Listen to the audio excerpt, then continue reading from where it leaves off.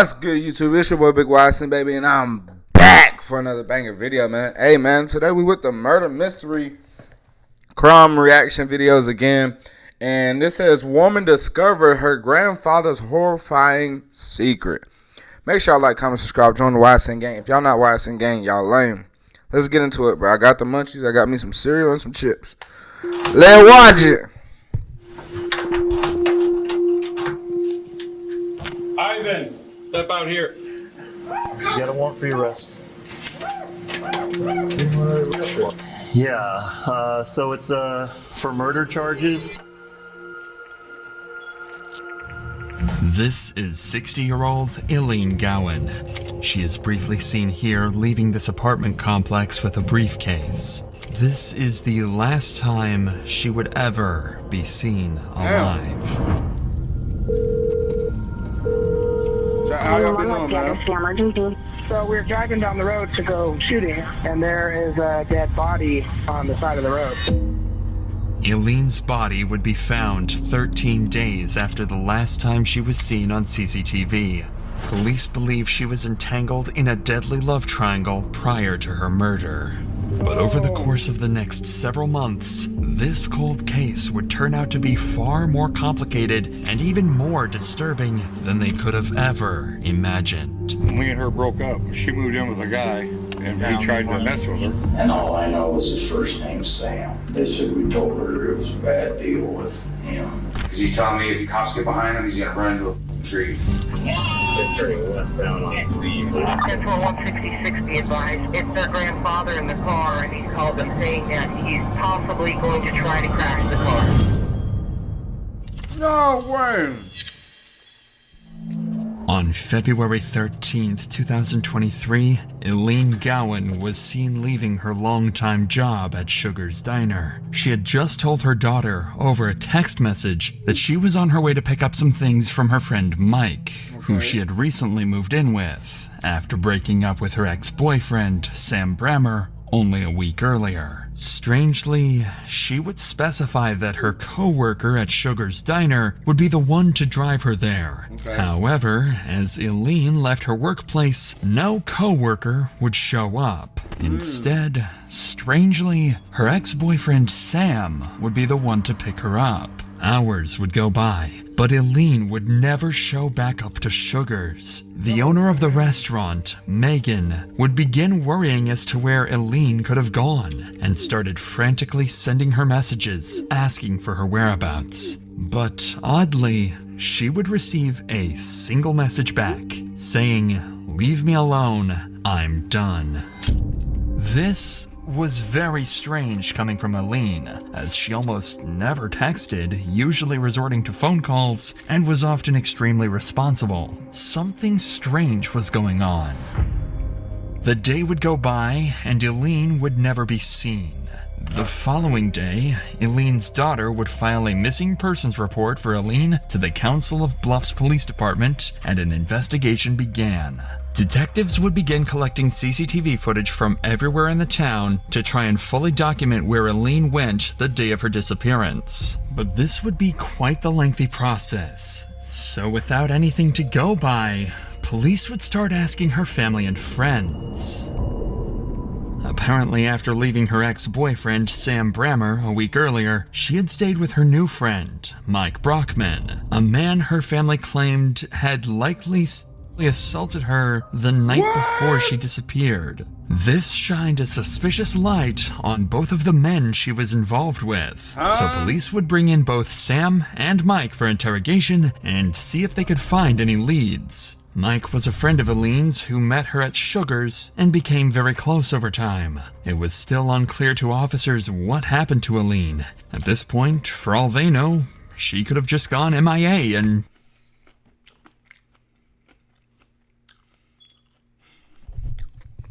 Come on, chat. Tell me in the chat. Y'all think that pussy fine right there? You think that pussy gonna be, hey, got them niggas over there acting up about that pussy, don't it? I ain't like, what? Nigga gotta be on morphine and heroin and other types of shit. If y'all over there doing crazy shit over this. Over this? Nah, this wicked work right here. That's crazy. Taking a break from her stressful life. However, if anyone would have the clues as to where she went, it would be Mike.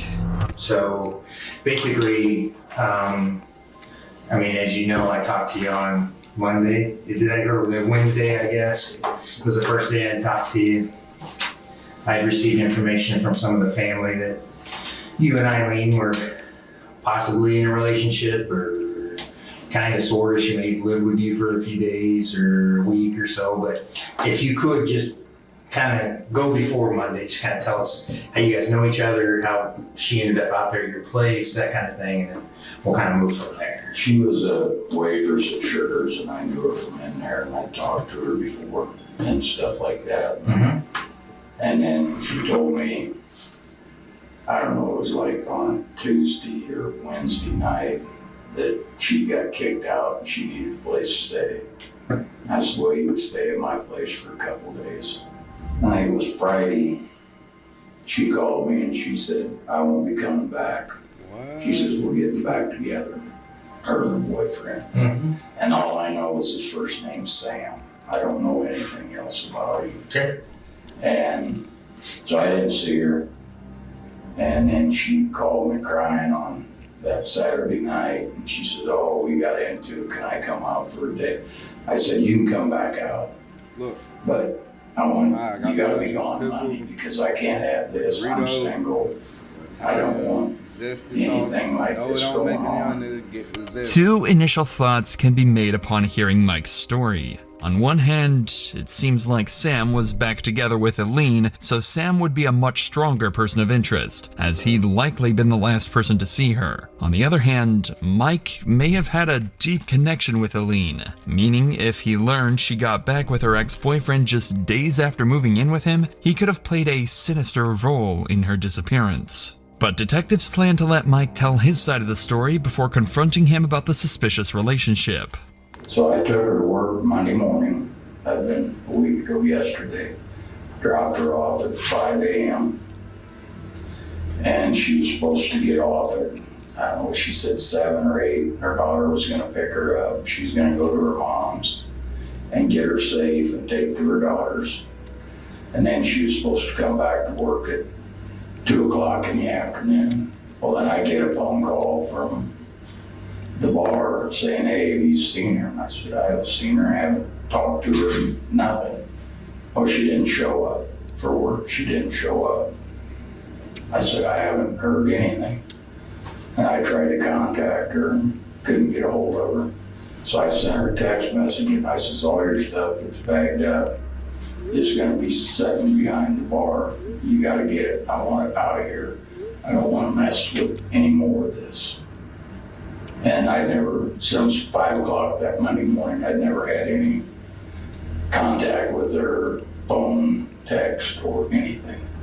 And then I didn't know anything till right before you called me that she'd come up missing.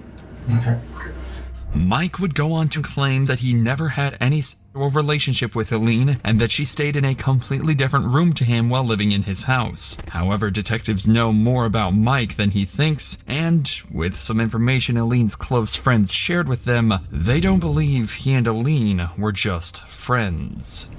Has anybody said anything to you that Eileen was saying anything about you? Have you heard anything about her making any statements about you and your behavior while she lived or was staying with you out there? No. So you haven't heard that she may have made a statement that you possibly assaulted her while she was up there? No. Okay. That statement was made to a couple people that you supposedly laid down on her bed with her and spooned her from behind. Is that? No. Can you tell me, is that any of that accurate? Any of those statements? I would not do that because, like I said, she was a loose cannon. And she's scared. I mean, I guess here's the deal. You're a grown man. She's a grown woman. You know, if there was any type of whatever contact between you that was consensual, there's absolutely nothing wrong with that. I mean, she was crying that first night she come out and I hugged her. Okay. But there was no sexual relationship, no I gotta believe asking that shit. for it or anything. This information is, well, concerning, considering it would be unlike Elaine to make up blatant lies of this magnitude. However, with little to no evidence, other than a few rumors coming from her friends, police can't harp over these allegations and decide to wrap Mike's questioning up.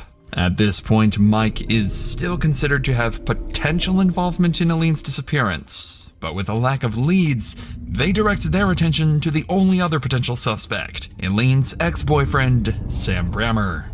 We already met Detective Dyer. Yeah, we didn't get first names, but yeah. Yeah, this is Detective Dyer. I'm the sergeant that you talked to on the phone. My name's Ted Roberts. I'm a You sergeant. know, when I got on the phone with you, and you said that I was the last person to see her alive. I didn't say that. Yep. I didn't say that. Yes, you did. Yeah. Yes, you sure did. I said you were the last person that saw her before she went missing. Sam wasted no time adding more suspicion onto his name. The phone recording shows that the detective never mentioned Sam being the last to see Elaine alive. Elaine has been missing for less than 48 hours at this point, so the fact that he's already alluding to the idea that she's dead is awfully Crazy. disturbing. But Snitching this would on only mark himself. the beginning of Sam's unsettling choice of words during the interview. As you said that, I got the phone, I said, no, I want them to arrest me, so I can have a lawyer. No. Yeah, that's I think you misheard me there. I got it recorded. I'll have to go back and listen to it. But yeah, I'm pretty sure that's not what I said. But I mean, basically, we got a crazy deal here where Eileen is evidently her family and everything else. She's never done this kind of thing before. She's never just took off and gone. They all know What she does is she comes to me, and she's moved in with me 4 or 5 times. But usually when she moves in with me, she stays away from home. Yeah, because they said they talk every day. The daughter and her talk If they every need day something, by they need on the something. phone or whatever she says. Yeah. If they need something, then they'll get hold of her. Okay. Just like when she got arrested for a DWI, she went to jail, they finally filled her up. What did they do? They took her and dropped her off at the bar. Okay. And she was homeless. Okay. If you could, I just need to know what went on Monday morning. What happened Monday morning with you? She texted me Okay. and wanted to know if I would come and get her, because one of her friends supposedly was supposed to come and get her, and supposedly ran out of gas. So, Did she tell you the friend's name or? Okay. so I got there and I said, I'll be there in a minute. She goes, don't come inside. I don't want Megan to know that we're back, or you're with me. I said, okay. And Who is I Megan? pulled up, she gets in the truck. We take off, run out to this, supposedly the one that tried to do something with her, and dropped her off there. Then I left. And then wasn't too long after that is when she called me. I think she was at my house knocking. You can't get in my apartment building unless you have a key to get in. But I think she was knocking on my window. I didn't look, I didn't care. I just wanted to lay down and take a nap. That's when she texted me, wanted to know if I could talk to Emmy about letting her move back in, because this guy, now that's true, When? that night. The night before Monday? The night before Monday, yeah. Okay. And I don't know if that was true or not. I don't know if she was just saying that to get me to take her back or what. I don't know. This statement adds more weight to Eileen's allegations towards Mike. If Mike did do these things to Eileen, then moving out and staying with Sam would be completely logical. On top of his statement, what Sam is about to reveal to detectives will make the allegations much harder to dismiss and place all the suspicion back on Mike. Yeah. She says, please talk to Emmy, see if I can come back home. He me last night. Sam, I love you. I promise I'll quit drinking. Please give me another chance. Then she says, I'm hanging out with her, and this was at 122. What's it say? And it says here, I'm hanging out with a friend. I will get a hold of you later. I'm not going to work. I'm not She going was back supposed to to be work. back at 2, right? I think 2 or 3. Yeah, I okay. can't remember. Okay. And then to go to work, go back there, They treat me like shit. And then she says, you've seen it. They have. I mean, but I can't say nothing. And then I said, why are you telling me? Why didn't you tell me this earlier when I was talking to you? You're drunk. You're drunk, ain't you? Be honest. That's why I can't do this no more. Please, do not call me no more, text me no more. I'll be friends with you at work. And that's where she got pissed off. Said, you. Based on these texts, it really seems like Eileen's disappearance was just a way for her to take a break from her traumatic life. If the allegations are true and her ex-boyfriend refused to give her a place to stay, well, then running away for the time being is completely reasonable. Sam's story seems solid so far, but there's one tiny detail that just doesn't quite add up, and this detective has just picked up on it. But you said you dropped her off in front of Mike's house. Yeah. And you watched her walk into the... All she did was she got out and then she walked in front of the truck. And she walked in front of the truck. I went up, turned around, and that's when I left. Okay, so you didn't see her get into the house, anything like that? So if she had walked away from there, I mean, that's quite a ways away from your apartment complex. I wonder how she would have gotten to you. I told you some friend was supposed to come and pick her up. That's what I was just saying. I was just saying that shit. Because I'm like, bro, how... I was thinking in my head, if you dropped her off at Mike's house, and then you said before you even got home to take a nap, she was there at your door, 6.7 miles away. That didn't make sense. That didn't make sense at all. To you. I told you some friend was supposed to come and pick her up. Sam claims the day of Eileen's disappearance, he drove her from her workplace at Sugar's Diner over to Mike's house to get her belongings. After that, he drove off, assuming she was to be picked up by one of her friends. Fortunately, police can easily cross-reference these claims using surveillance footage. At this point, the majority of the CCTV camera footage has been obtained from the day of Eileen's disappearance, so detectives quickly wrapped up Sam's interview so that they could further investigate his claims. Additionally, the detective would apologize for assuming Sam's earlier word choice was suspicious. After nearly 48 hours of compiling the surveillance footage from around the town, officers managed to put together a complete timeline of Sam and Eileen's car ride. Whoa, y'all, here we go. At 8:30 a.m. on February 13th, Eileen would patiently wait at her work, Sugar's, for Sam to pick her up. Eileen needed a ride to go and purchase a new apartment, since Mike had kicked her out.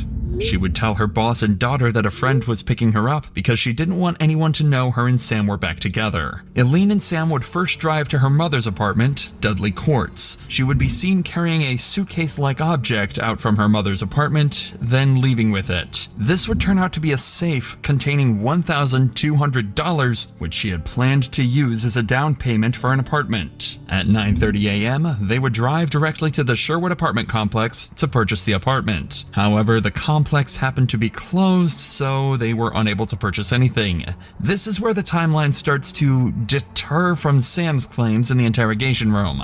From 9:45 to 10:30 a.m., Sam's car can be seen driving all across town. He went in multiple circles and even made a quick stop to Burger King at 10:30. However, he never drove Eileen to Mike's house like he had claimed. In fact, Sam's car can be seen driving in the opposite direction to Mike's house the entire morning. Whoa. This is concerning, but it would only get worse. For the next 2 hours, Sam's truck goes off the grid. It's completely unknown where he went, and no CCTV cameras had managed to capture his location. Luckily, at 1 p.m., his truck would appear back on the same streets he circled on for hours that morning, and eventually, he would make his way back to his own home at the Cottonwood apartment complex. But things were different in all the recordings past 1 p.m. Eileen was no longer with Sam. Cameras had clearly captured that Sam was nowhere near Mike's house the entire day, so why would he feel the need to lie about where he dropped Eileen off? This footage paints Sam out to look awfully suspicious.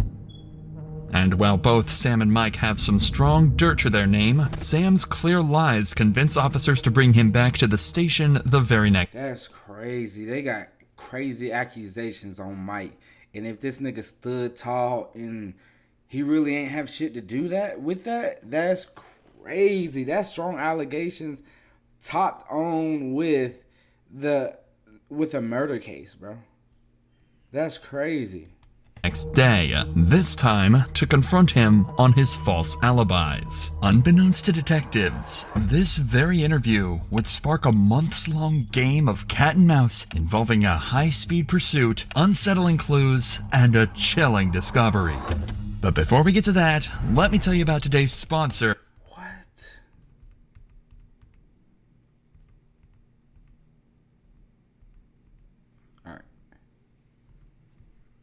Alright, we back. Had just been brought back to the interrogation room to explain the inconsistencies in his alibi. The other day when we were in here, you told me that you got a phone call from her and you went to pick her up from work.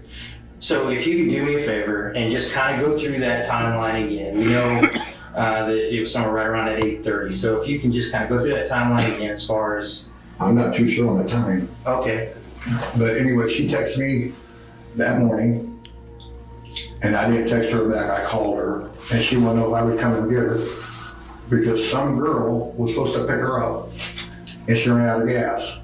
So I went and picked her up, and she got in the truck. I left, and she wanted to talk to me about helping her get in the apartment because she lived in the same apartment building I did, but she didn't pay her rent, so she got kicked out. So, but she didn't want to go home right away. So me and her just went right down Broadway, and then she wanted to stop at her mom's house. I stopped at her mom's house, and she was in there for, I don't know, 5 or 10 minutes. She come out of there, got back in, and then we was going back down Broadway, just talking some more. And she promised me, she wanted me to drop her back off at his house. But she made me to promise I wouldn't do nothing to him, and I told her I promised. As a matter of fact, when we get there, you just get out. You walk in front of the truck, I'll go turn around and I'll leave. And she said, okay. Okay, so you went up there, you dropped her off, then what'd you do? And as soon as I pulled up, and she didn't want me to go in the driveway in case he was there. Okay. And she got out of the truck. When she got out of the truck, she walked in front of the truck, and that's when I went straight, turned around, and came back. Okay. And I hit straight home. So you went back down to the highway, went back down to Kingsville? You left her there? Huh? You left her there? Yeah. Or you... No, she got out of the truck. She didn't want me to come in. Just a second ago, you said she went in, grabbed clothes, came back out to your truck, and you guys left again. Whoa. I hit straight home. So you went... Driveway in case he was there. Okay. And she got out of the truck. When she got out of the truck, she walked in front of the truck, and that's when I went straight, turned around, and came back. Okay. And I hit straight home. So you went back down to the highway, went back down to Kingsville? You left her there? Huh? You left her there? Yeah. Or you... No, she got out of the truck. She didn't want me to come in. Just a second ago, you said she went in, grabbed clothes, came back out to your truck, and you guys left again. No. That was at her mom's house. Clearly, Sam is lying about where he was the day of Eileen's disappearance. The detectives know it, and it seems like Sam is starting to realize he won't be able to keep up his fake story for much longer. Even after being told that cameras show him nowhere near Mike's house the entire day, Sam insists on his story that he did in fact drop Eileen off at Mike's house. With this, the detectives would take a brief break from the room to watch the footage over again, just to triple check that Sam is 100% lying. And to nobody's surprise, the footage showed Sam on the opposite side of town during the time he claims to have been at Mike's. So when the detectives return to the interview room, they'll use this information to try and get Sam to own up to his lies. We got a small little snap here we need to talk to you about, okay? So you said after you dropped her off, out there off of Highway 191 at that residence, you headed back to your apartment. We checked some of our cameras, okay, and we have a camera at 36th and Broadway, and we have your truck going westbound at 9:28 a.m. going to Omaha, okay, when you pass 36th and Broadway heading west. So you didn't go home, you went over to Omaha, it looks like. Do you remember what you did or who you saw? I don't remember going home. Where'd you go? I told you I went straight home. I don't remember going home, Mama. Well, the camera doesn't lie. It's your truck and it's your license plate number. Right. Okay. At 36th and Broadway at 9:28 a.m. Going west toward 480. And then 1 hour later, you're coming back from Omaha and you're coming eastbound coming back into Council Bluffs. 1 hour later. No, we're going home. Where'd you go? I went straight home. Sam is stuck at this point. No matter what information detectives reveal, he will not admit to anything. At this point in the interview, all Sam has left is to simply reject everything the detectives tell him. They know Sam isn't telling the truth, but why he's not telling the truth is what remains to be seen. However, with Sam seemingly uncooperative, all detectives can do is end the interview and let Sam back onto the streets, until more concrete evidence can prove he had more to do with Eileen's disappearance than he claims. But fortunately, letting Sam back onto the streets would lead them to the exact evidence that they were looking for. While law enforcement was working away at this case, another investigative group would be working in the dark. Eileen's family. Everyone held hope that Eileen was still alive, but with time passing, her family was demanding answers. Sam and Eileen had a long history of arguments, physical assault, and much more that the family was well aware of. They knew Sam had more information about Eileen's whereabouts than he had told them. So, to figure this out for themselves, Eileen's son, Jack, would show up to Sam's door that same night, and he would pound on the door, and upon opening, Jack would ask the simple question, "What the hell did you do to my mom?" In Jack's words, Sam stared at him as if he had seen a ghost and then shut the door in his face. Sam panicked. Whatever he did to Eileen, people were starting to catch on.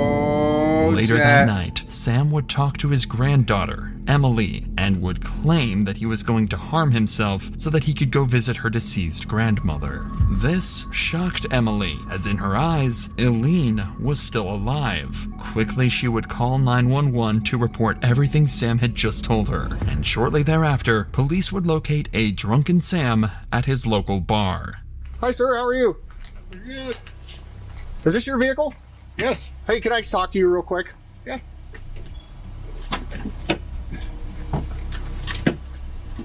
Do you have any weapons or anything on you? No.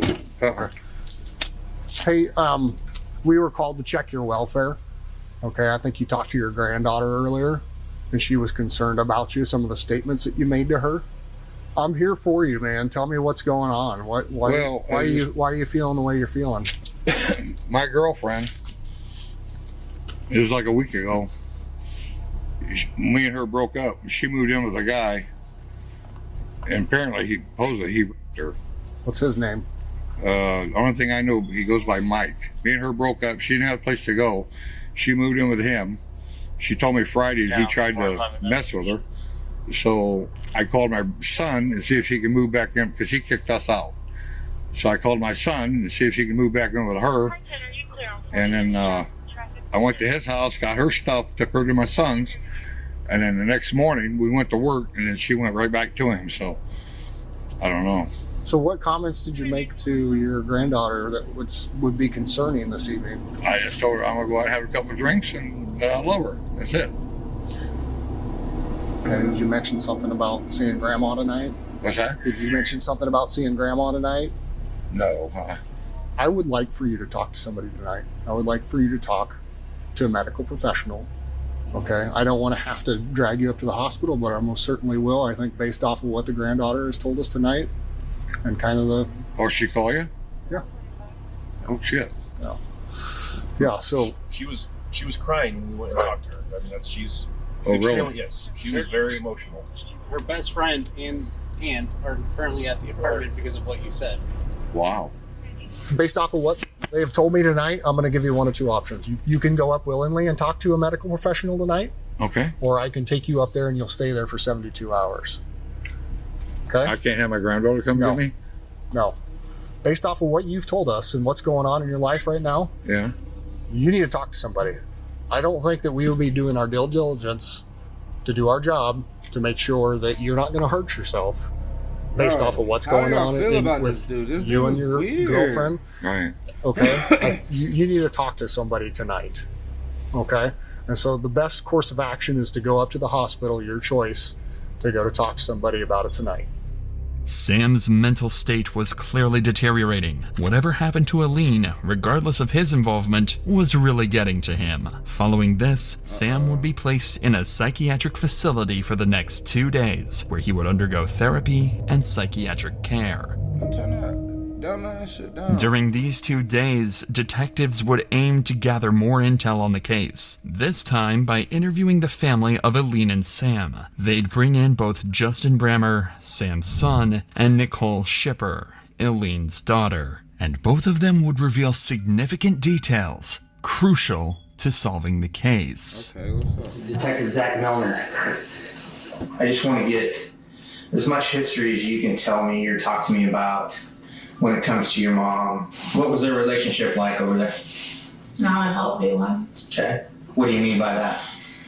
He didn't like her drinking. He thought he could change her get her to stop drinking. I told him that he can't because she won't change for her kids. She's not going to change for a man. Damn. And he seemed Oh, to think that he could change her, so he kept trying with her, but there was things on his part and her part that were not healthy. They both had jealousy issues. He has a very short temper, and littlest things will set him off, and it's like ridiculous. When they were good, they were good. When it was not, I was constantly in the middle of it because she's my mom and that's my boyfriend's dad. And They were good when they weren't drinking. Damn, both of them saying that. She'd bicker, she'd argue, they'd start arguing, it just escalate. Next day they were fine. They go to bed angry. Mm-hmm. Did you ever see it get physical? No, never seen it physical. He told me she grabbed him by her neck a couple times, but that was about it. Okay. Why would he grab her by the neck? No, she grabbed him by the neck. Oh, okay. It seemed like Sam and Aline had a rocky relationship, but it rarely escalated to the point of violence. And if the fights did turn violent, it was Aline doing the physical harm to Sam. The week prior to last Monday, what was going on? they were separated. She called me before she went missing, telling me how she don't want to get back with him because she's tired of him throwing her out for little reasons, and she's sick of not being able to have a stable home because he just gets so mad at the smallest things and just kicks her out. Did Emily want her to go, or was it your dad that wanted him to go? Was it Sam? My dad. Okay. Oh. He'd take her back, he'd kick her back out, he'd bring her back, kick her back out. Told me you need to stop. I mean, you guys need to just separate. Go separate ways. Sam's family strongly suggests that Aline was in fact the troubled one in the relationship, and Sam tried over and over to cut her out of his life. This only perplexed detectives, and simply doesn't explain why Sam's been acting so strangely following Aline's disappearance. 2 days after these interviews, Sam would be released from the psychiatric facility. Fortunately for Sam, no new leads had come out regarding Aline's death, meaning he could finally have some peace for the first time in the last week. Or so it would seem. Because on February 21st, the same day Sam was released, he would go to Walmart to restock on alcohol. However, right as Sam was about to get in his truck and leave, an off-duty officer spotted him and decided to ask some questions related to Aline. Hesitantly, Sam asked to move his truck, and then he would talk to the officer. But the moment he got into his car, Sam would slam on the pedal, nearly hitting the officer, and floor his truck down the road, flying past pedestrians. The cop would jump in his car and begin chasing Sam, who would would only pick up speed as he ramped up to over 100 miles per hour down the peaceful roads of Bro, he's snitching on himself for no reason, bro. If you was to stay cool, tell the same story, but not trying to incriminate myself, but like obviously the story you told, nigga, was bullshit, and they caught you on it, nigga. But you being like, they on your ass, bro. This just made it even worse. Like you just gave yourself away even worse, bro. Rexburg, Idaho. And then you stopping at the stop sign like a dumbass. Eastbound on A, 28. If that deputy's in the white Tahoe, he can light it up. He's approaching him. The chase continued for multiple minutes, but it became clear to officers that Sam had no plans of slowing down. So the chief officer radioed in to call the chase off. Shut it down.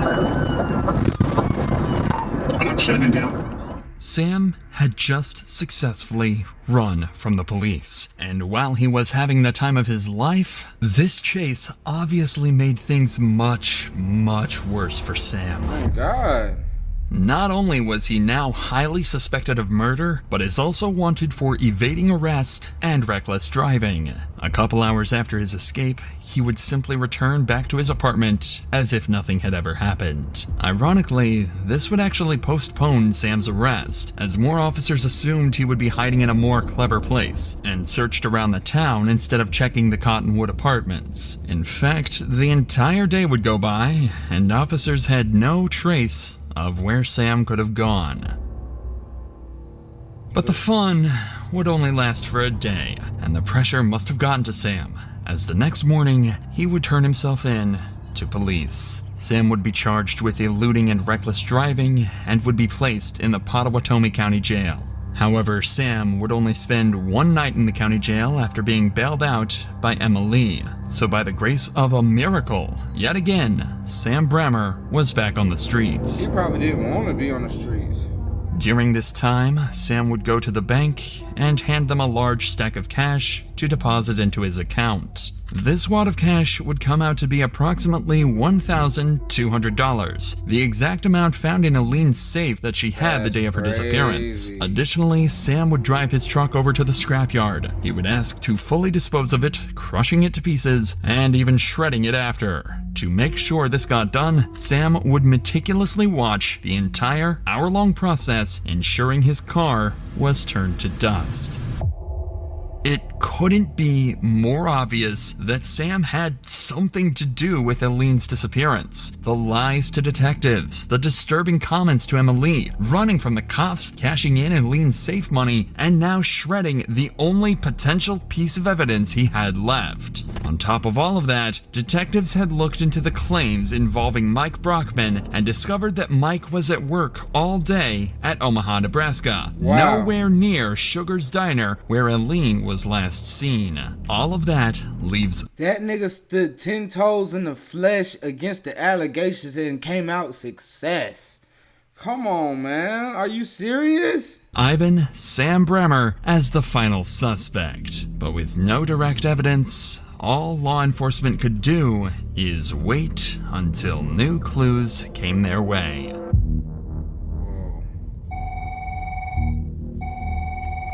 911, what's the address for your emergency? I don't really have an address. We're off the exit of Crescent, Iowa, over by a public shooting area. What's going on? So we're driving down the road to go shooting or whatever, and there is a dead body on the side of the road. Male or female? It's female for sure. On February 26th, Eileen's body was found underneath a bridge just miles away from Sam's apartment. The body was unrecognizable, but the clothes matched the exact outfit Eileen was wearing the day she had disappeared. Wow. Someone had killed her. Medics would pronounce Eileen dead on the scene, and she would be taken to the hospital to get an autopsy done to determine her cause of death. But her results would come back strange. Eileen had 8 blunt force impacts to her head and a fractured front tooth. Well, gruesome, none of these injuries were sufficient to cause her to die, so her cause of death would be ruled as undetermined. Unfortunately for police, this meant they wouldn't be able to immediately charge Sam with murder. However, with all the sufficient evidence they'd gathered throughout the course of the investigation, they had enough to charge him with abuse of a corpse. Quickly, they'd receive an arrest warrant, and for the 4th time that month, officers would arrive at Sam's apartment, this time to finally seal his fate. Hello, morning. We're looking for your grandfather. Is he here? Okay, just 1 second. Just go. Sam, right? He goes by Sam. Okay. Is there anybody else in there? No, just him. He's sleeping. Okay. Has he got any guns or anything like that? Okay. Well, he's got a warrant, so we need to talk to him. Just let that officer in. I'll be right there.